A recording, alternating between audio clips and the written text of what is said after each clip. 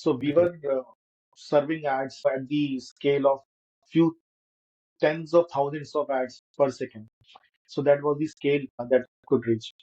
Had the opportunity to lead consumer apps, which has a MAU of 100 plus million and a DAU of 20 million, which in itself, is a mammoth task. Even if you become a senior vice president or even fresher, the core responsibility remains the same. That is, So you became a senior vice president in Airtel in around 16 years. What is the secret? I don't know if there is a secret to it or there is a formula for it, but I can share with your audience what I did, and maybe. Hey guys, welcome to Better Engineering Management Podcast. And our guest for today is Mr. Tushir Agarwal. Tushir has around 2 decades of experience working into multiple high growth companies like Airtel, Tata 1MG, and Paytm, where he has led very large teams. Tushir, please welcome to the show. Thanks, Pradeep. Thanks for having me on your podcast. And a warm welcome to all your listeners out there. So glad to be Thank, here. thank you, Tushir. Tushir, please let us know briefly about your education and your career journey. Yeah, sure. So I have been born and brought up in Delhi. Did my post graduation in computer science from the Delhi University, and then started my career with huge software systems. So overall, it has been 2 decades since I have been into this technology industry. Started my career as a fresher, and now after working into multiple organizations like teams. So from Hughes, one thing was always there that we need to learn how to build softwares at the core part of it. So after Hughes, I had a stint with Oracle uh, in Hyderabad. So there we were working into the automatic service activation program, which is broadly into the telecom industry. So my first experiences were into the telecom.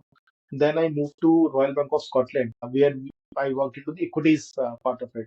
So there it was the first time that was able to saw the scale of millions of transactions happening per second because we are working directly on the European exchanges. So and equities you can sense that what kind of criticality is there, what kind of scale is there.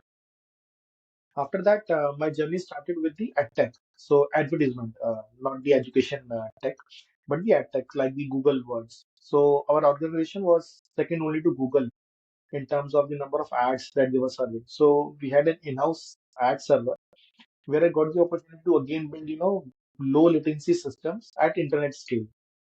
So we Okay. were serving ads at the scale of few tens of thousands of ads per second. So that was the scale that could reach. Then came a turning You point. were working on high scale applications from the very beginning, we can say. See, I consider myself fortunate enough that I got those opportunities. So up till now, I was working onto the backend side of it, behind the hood, you can say. Then there was an e-commerce boom in India into the early 2000s, 14, 15. And that also came a turning point into my career. So if I divide my career into two halves, so that would be one before joining Paytm and one after joining Paytm. So I landed up Paytm at that time, and Paytm was growing. They just started growing, and also the payments, digital payments boom was there in India. So got massive opportunities to work over there. Learned a lot of things. Built platforms from scratch. Built teams from grounds up. Because at that time it was no stopping the digital payments ecosystem, and precisely to talk about Paytm as well. Right. So got a lot of opportunities building systems, platforms at again at a high scale, and this time we were directly dealing with the consumer, the end user. Payments being involved, it become ultra most critical because now money is involved of the user. So on Right. one side we were collecting money from the users, and on another side we had the merchants at the back of it. So we were dealing with two entities, two side money edge sword that we were playing on. And Right. so had a longest staying with Paytm, then got the opportunity to lead the engineering and the platform for Tata 1MG, which is into the healthcare. Okay. Served over there for some time, then moved to Airtel to lead their Thanks app into their head of engineering role. So that was again a massive opportunity. Airtel has the largest user base for any consumer app today in India. So over these years, I had the opportunity to lead consumer apps, which has a MAU of 100 plus million and a DAU of 20 million, which in itself, is a mammoth task. First, you have these many users on your platform, and then to have to build the systems and to manage the systems which can scale this large. Right. So, all in all, it has been a fruitful journey so far. And then I thought that, maybe I have learned this much, so maybe I can now try my hands at having my own startup. So, which we started after that. So, currently, I'm the co-founder of DigiCraftTechnovision. We are an AI company building the e-commerce platform. So, we'll touch upon that going forward in our channel. So, Tushir, the first question that I wanted to ask is, tell us about some of the challenges that you faced when you transitioned from engineering to management. See, this is a very, turning point in every engineer's career. And I will not only term it as a transition, but I see it as an added opportunity, added responsibility.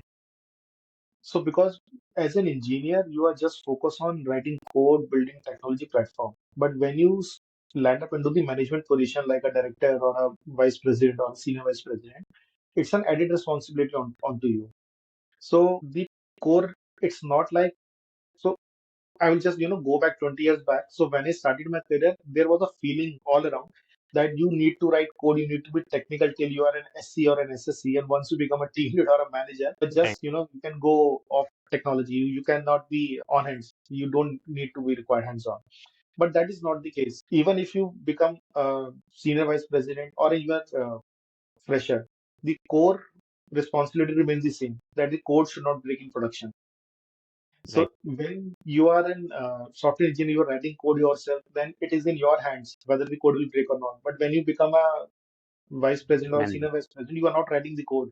So you have to ensure even then all the team members within your team who are writing the code, their code should not break. So moving on to the management position is always an added responsibility because now you're not only concerned with the technology, but you have to first understand the business as well.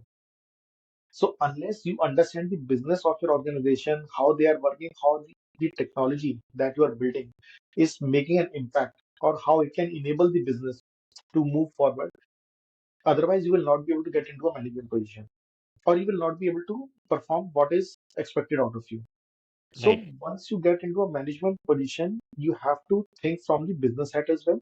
As well, you have to get multiple hats, the technology as well as business hat, and then you have to create a bridge between that. When you are only on the engineering side, you just think that things are coming to me, and then whether I can do it as an engineer or I cannot do it as an engineer.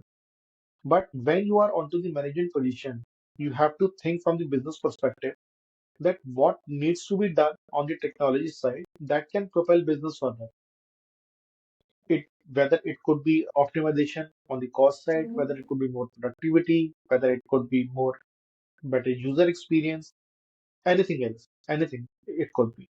So that is the thing that, and once you get transition, so many are decisions that you just take while you are having only the engineer's hat. You have to, take a different decision when you're wearing the management hat as well. So it does not remain the same because there were things that you were doing while you were an engineer, but now things have changed and you have to let go certain things. For example, when you are an engineer, something comes from the business that you have to create this product. Then it's a simple yes or a no that whether this can be done or whether this cannot be done. But while you become in onto the management side, you have to find out ways that how this can be done, and maybe we can tone it down into a minimum viable product, or we can make the releases into multiple phases.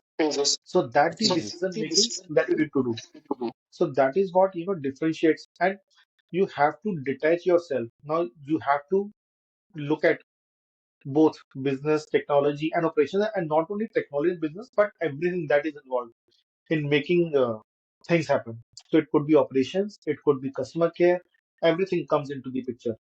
Sure. Yeah. Go So ahead. having said that, it's also important for any engineer who wants to get into the management role. See, first of all, there is no alternative to technology. Even the CTO has to be well versed with the technology. Otherwise, the CTO will not be able to do his or her job properly. Right. Without having understanding of the technology and still having continuous learning and understanding, a management job will not suffice. Secondly, you need to understand the business part of it. That how does business runs for which you are creating the software. Correct. Creating a, for example, creating a ticket management system or transaction system for a movie booking is completely different from making a transaction system for a travel booking, or for that matter, for a bill payments, because both of them have different criticalities, criticalities with respect to time. They have different ticket sizes, they have different audiences. So you need to understand for what business you are creating the product and for who is your end user. So that is what it's all about. You need to understand the end user and the business. So Right. this was the thing that I need to overcome when I moved into the management roles from the engineering world. Actually, another thing that I have noticed is you have had a very tremendous career growth, right? You became a director 11 years, right? And director of engineering is the position that you had achieved. Also, you became a senior vice president in Airtel in around 16 years. That is a very, very tremendous and rapid growth that you have observed in your career. What advices would you like to give to other engineers who want to kind of, who want to kind of grow at such a rapid pace? And what is the secret to your growth, basically, is the question. Pradeep, first of all, thanks for your kind words. Yes. And I would say, it has been all God grace that I've been able to achieve this much. So honestly, when I started my career, I always wanted to be at the helm of the things that I want to be at a position where I would be leading teams or the leading the organization starters. But I never expected that I would myself land up in this much time. So here I would also like to thank all my mentors, all my managers who guided me in the right direction, who helped me move forward, and all my colleagues with whom I work. So I consider myself fortunate that I got those people in my teams, the people I work with, who helped me move forward, and also the opportunities which I got. So see, you might be able to you might be a very good shooter. You can get in, Olympic gold, but you need to have a gun to shoot first. So that is also an important thing, the kind of opportunities you get. So I don't know if there is a secret to it or there is a formula for it, but I can share with your audience what I did, and maybe this that can resonate with some of them, or maybe they can find something useful in that. So one thing which I always had in mind from the day one was that to keep learning newer things, never get into the comfort zone. Okay. So if you see the organizations that I have moved during my career, none of those movement were because I was getting a good paycheck or a good position in the next organization. The first thought that came to my mind while moving out of any organization was that I'm not learning enough now. I'm not learning anything new in my current role, and I'm not getting ample opportunities in my current organization where I can learn. So, although I was leading a comfortable life that I could do all the things that were expected out of me with a you know blink of an eye, because I was well versed with how the system works, well versed with how things pan out over here, but I always wanted to learn more, keep moving ahead. So one thing that will only help you and only save you in the technology, but at least I can talk about that, is you keep on learning newer things. You see how quickly technologies are changing. Yesterday only we were talking about OpenAI being the revolution that can could change the world. Right. Now, uh, just few weeks back, we got faced with DeepSeek. Correct. Now we are saying that DeepSeek can change OpenAI itself. So you Right. can see how tremendously technology is now changing. So you Right. have to keep on learning, and that's the only thing that will help. Sure. Another thing that helped me was understanding the business again. I'm coming back to the same point. Mhm. Understanding the business and the use cases for which you are developing the product. So even when I was somehow, I always had in the back of the mind that what difference the lines of code that I'm writing is making to the entire ecosystem.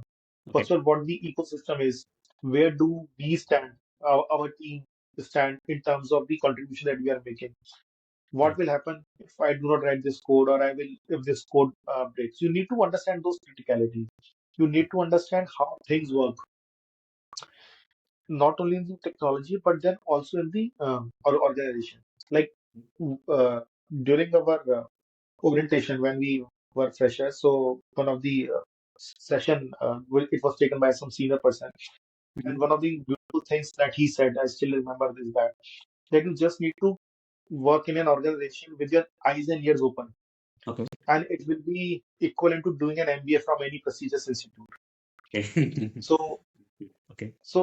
that thing remained with me. So I always was looking at that how things are working. Like for example, the SDLC. We all learn about SDLC, but why SDLC is there? Why Mhm. we all are engineers, and you also will agree to the fact we all think that it's a waste of time, waste of resources. Right. But when everybody knows that it's a waste of time and waste of resources, then why every company is wasting its time and resources? So if you understand, why it is important, then you will realize that it's not a waste of time or resources. Okay. It's actually to prevent that. So always see the big picture. Okay. You cannot work in a silo. You cannot work in a confinement. You always need to step out of your zone and make things happen. Okay. Just And you have to just follow the okay. the policy that no matter how, you are the one who have to make things happen, and you will find solutions to every problem that you are having. And Basically, you it's have to not take. only Sure. Sorry for interrupting. I was saying basically, what I'm understanding is you have to take ownership. You have to also understand yeah, business side of it. You cannot just yes, yes, kind of be too attached to your programming skills and all. And you should also kind of be a people's person if you want to kind of really make an impact as a manager see or any kind programming. of managerial position. Yeah, absolutely. Just want to add the programming skills and the technical skills Mhm. are by default. You cannot. Right. There is no alternative to that. You have to be a master in that. Otherwise, Right. all other things will not help you. So that is for taken that if you are an engineer, then you have to write state-of-the-art code. You have to build state-of-the-art systems. Other Right. things will help you propel in your career further, because then you will be able to see. You have to see as a big picture that what will help an organization move forward. Mhm. Just doing your stuff will not help the organization move forward, but it's a collection of things. And Mhm. now it's up to you whether you can be, satisfied that, okay, I have done my bit. I am not responsible for other things which Right. are happening or not. If you have write the most optimized code that has ever been written in the history. But if that code doesn't go into the production, what is the point of writing that code? Correct. So if you can get out of your zone and ensure that that code rise goes into the production, even if it needs, talking to some other people, helping other teams out, but you have to ensure that what you are doing goes live. So it's an example of it. So, So if you take, related question to that, Tushir. One thing is like you see, there are many people in a company at any point of time, right? Who might be one kind of trying to get the same position, so working hard. What is it? What are those qualities that help the higher management gain trust in an individual? That yes, I can trust this guy with because the number of responsibilities increase, right? When you go higher in the ladder. So, what does it take to develop that trust among the higher management that you can take more responsibilities? You are ready for that. see, there are two, three things that helps you gain trust. Okay. One is the your dedication and your focus. Okay. So your dedication and your focus will help you get, responsibilities and work. But then you have to deliver that work as well. Okay. So first time you can get, so see, you showcase your skills. So you can showcase your skills verbally only once or twice, but then you have to actually perform and deliver the results. Right. So once and you deliver the results, you gain more trust, you get more responsibilities. Then you deliver on those, you get more responsibilities. So it's a self evolving loop. The more you perform, the more you get, the more you deliver, then again you get. And in the meanwhile, you have to show your focus that your intentions are towards developing your teams, developing the system, then doing good what is important for the organizations. So True. that helps you gain trust of the senior management and even of your colleagues. So gaining confidence of your seniors is important, but gaining confidence of your peers is even more important. Okay, that's an interesting point. Because, Okay. yeah, see, because it's like, when you are in the battlefield, it's your peers who are fighting with you.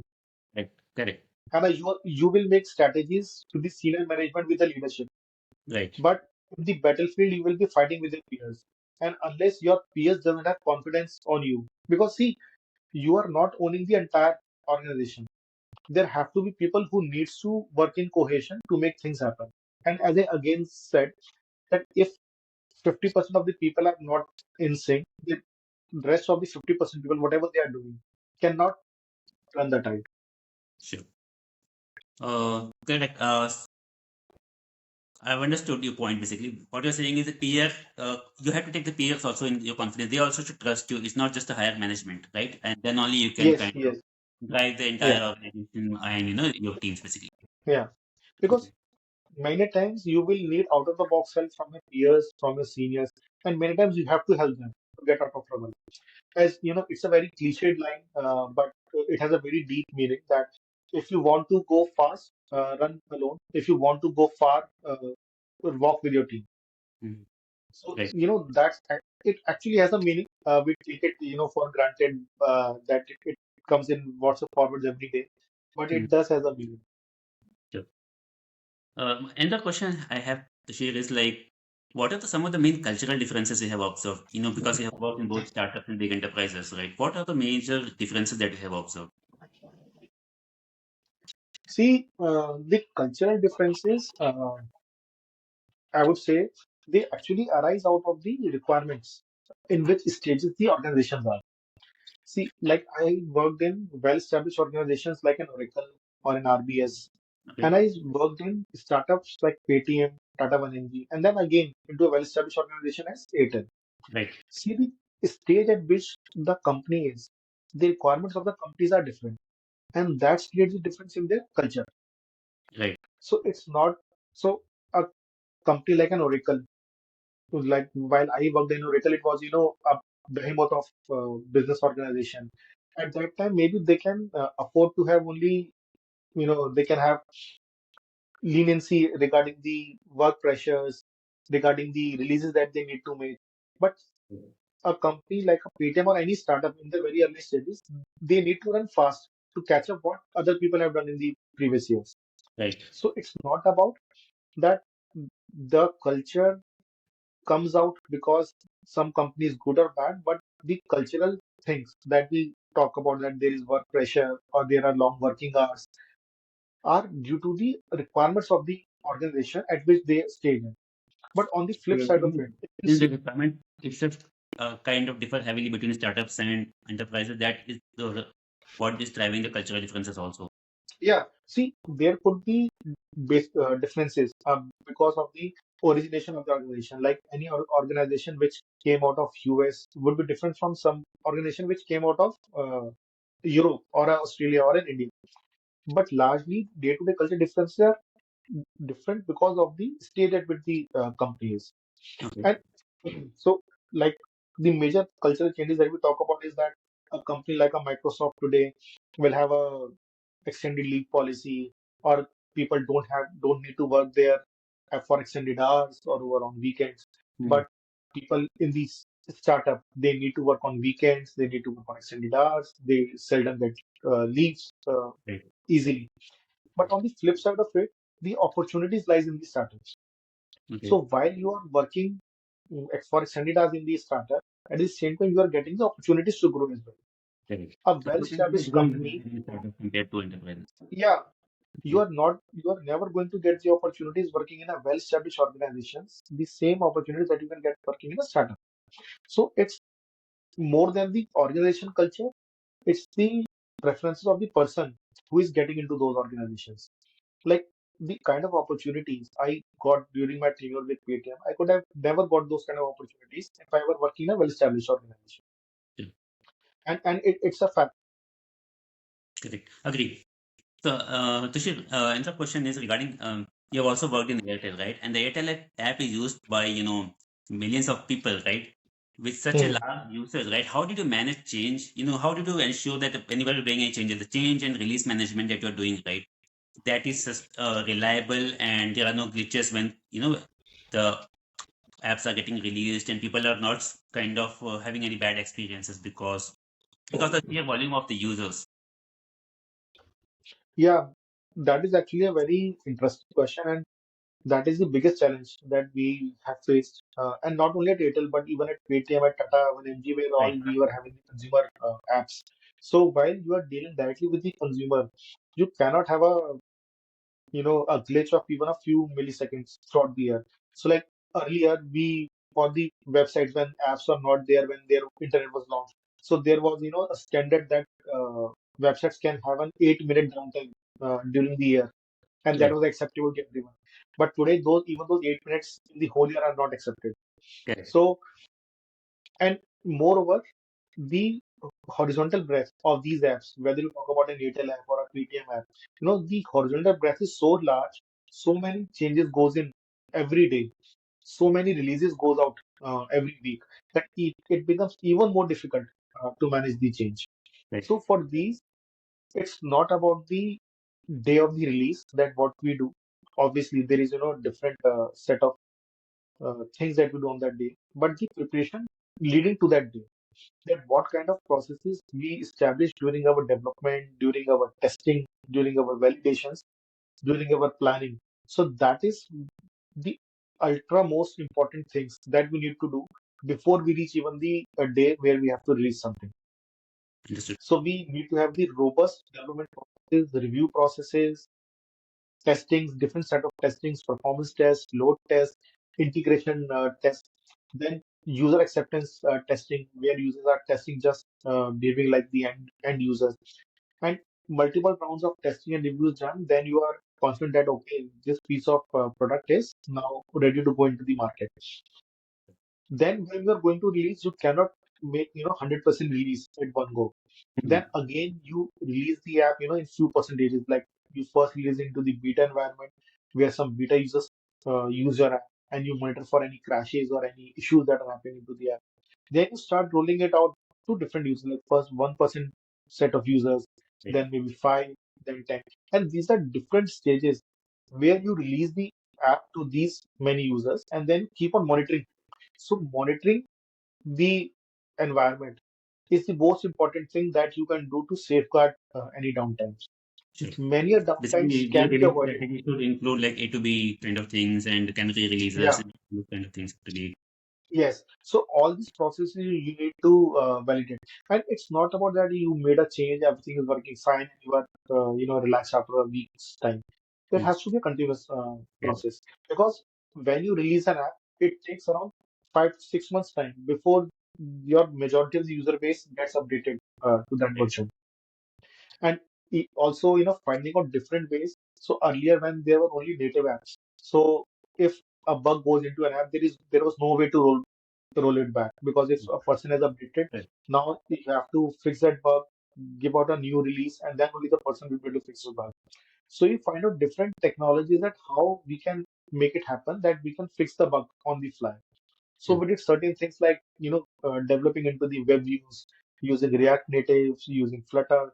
So different kind of technologies enables you to release the code on the fly and Right. not be bound with making the release itself with the, The flexibility of the release the structure APK. of release now you are saying because the Yeah, API help you kind of dynamically also you can release two of the components and yeah. don't have to So be. So these kind of strategies, that how we can enable our teams move swiftly and also enhance the user experience. That is also a major role of any technology leader. And you cannot think on those lines if you are hands off from the technology. So Right. that's why I said at the beginning that whatever position Anything. you reach in, you need to have your roots tied up in the technology itself. Sure. Uh, Another question, Tushir, is like you are also very kind of particular about observability of applications, right? That is monitoring of the applications and services once they have been Yeah, deployed.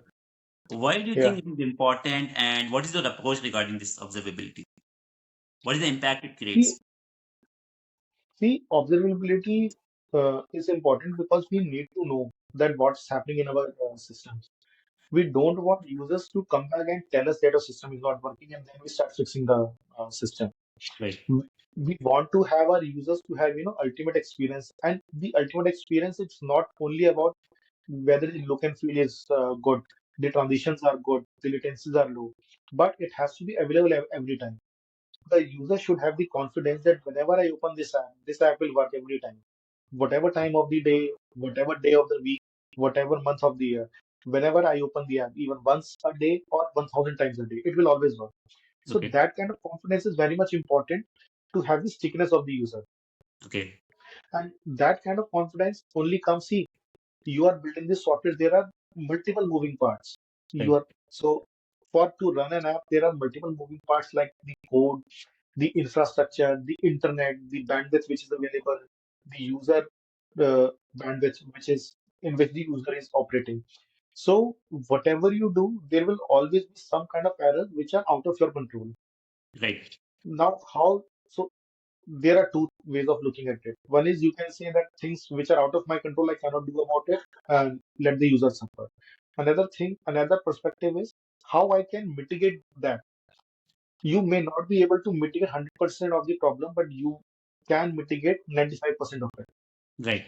So by observability, there are so one scenario is that issue happens and then you start fixing into it. Right. Another scenario is you detect early that there is something fishy going on in the system. There might be a breakage or there might be an outage going Oh, forward, actually, and you absolutely. start proactively fixing that. So many of the outages or many of the errors in the systems can be avoided if you are proactive onto that. And see, no engineer, irrespective of if you have 100 people in your team, if you have 1,000 people in your team, nobody is going to sit in front of the screen and keep watching the screen. That everything's going fine, everything's going on fine. That's where you need to have the observability platforms. You need to create monitoring systems which are working on your behalf and raising the alerts at the right time so that your team gets to know that something is not working right as expected Okay. and something is going to break if not attended. And then within the right set of time, the people get on the call, people attend the issue, and then those issues get mitigated. And it's not only about observability system, but it's also making the structure of the team. Like we used to have on-call schedules where somebody or the other, we had a support team who were there in the daytime or in the nighttime, and system when they break, they do not see the clock. They can break at any time. So we need to have the developers available to attend those. And Correct. now the developers who are working the daytime, you cannot expect them to be wake up whole night and seeing their screen whether it's something or not. So we used to have the on-call schedules where somebody or the other was every time available. So not the whole team, but at least one or two people were available that something will go wrong. You have to be available on the call and you have to attend the issues. So that's where we were able to mitigate many of the issues that were Basically, happening in the you are system. saving So a lot on customer experiences, you're saving on a lot of hard ones. see, Yeah. Yeah. if you see, you are saving it on all terms. If Okay. you are able to detect an issue beforehand and you are able to mitigate it, you first of all you are saving on the customer experience. Correct. If the customer experience is good, you are helping business grow Correct. because more customers will come and customer retention will improve.